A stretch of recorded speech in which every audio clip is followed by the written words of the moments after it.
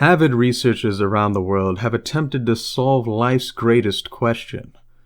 Who is best girl?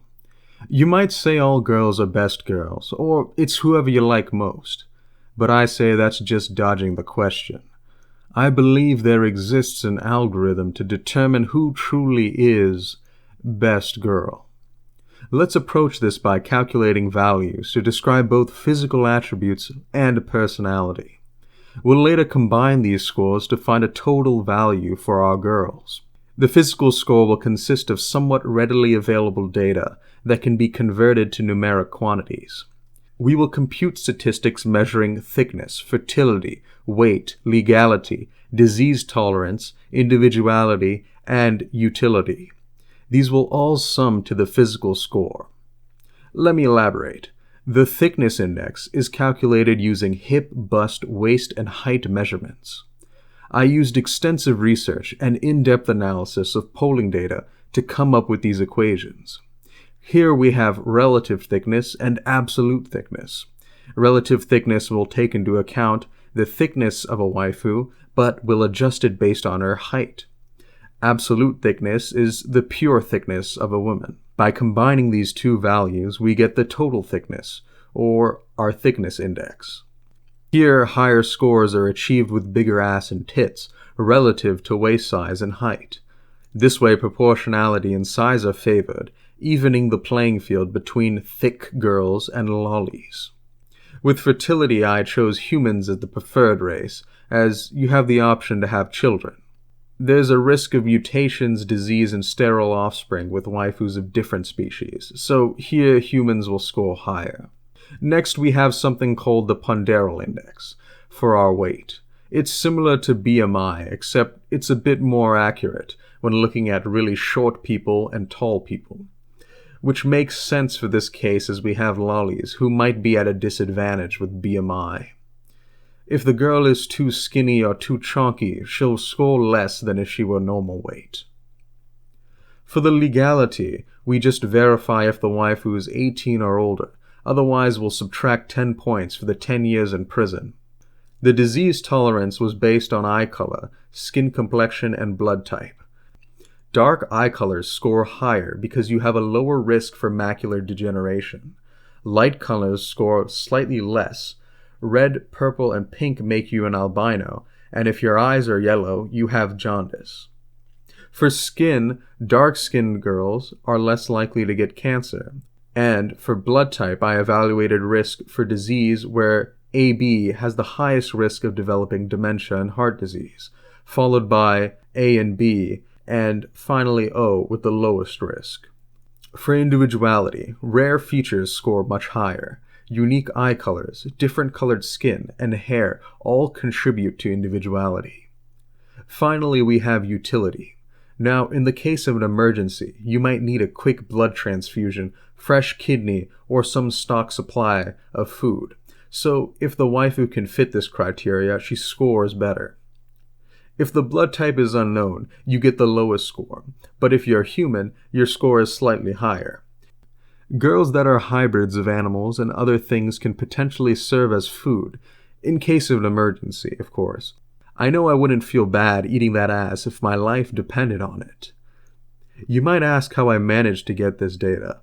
Well, in most cases, measurements were in the wikis, but in other cases, I was forced to open the deep libraries of Reddit. In cases where there was no information, I used the most advanced scientific techniques to determine the body sizes for these waifus.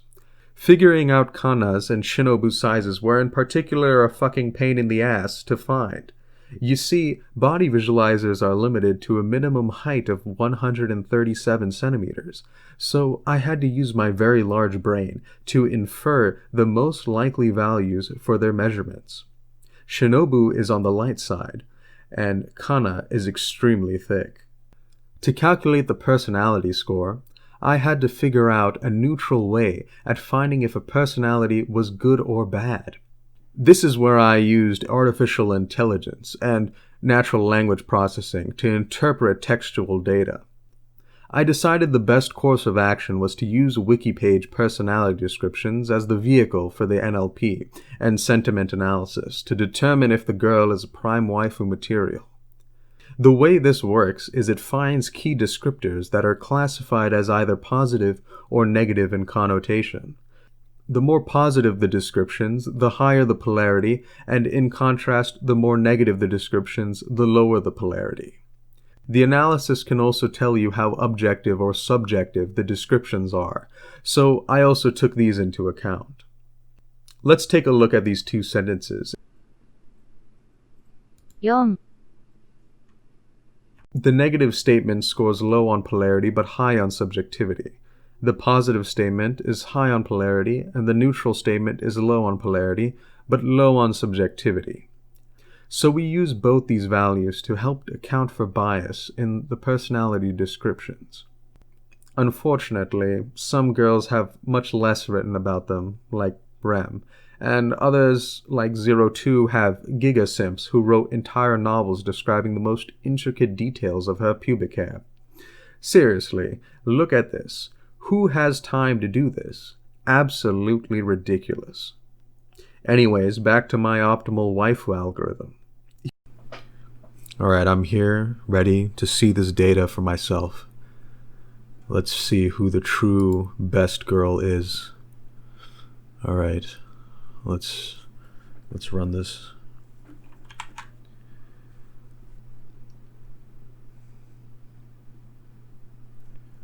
Alright, it's taking a bit of time. Okay. Alright, so if we look at the physical scores, I can see that Saber has definitely done pretty well. We have Yoruichi, Karisu. This seems okay. Somehow Taiga managed to get up higher. 02 Megumin, unfortunately at the very bottom.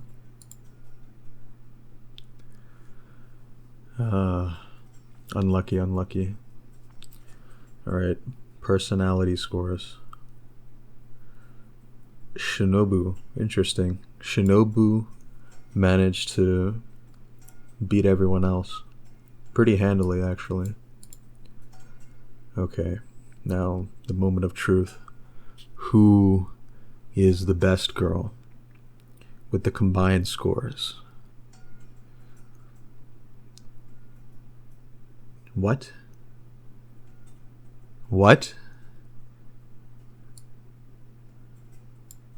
This can't be right. There must be something wrong. I must have screwed up somewhere. This can't be right. There's no way. It's impossible. It's always been Shinobu?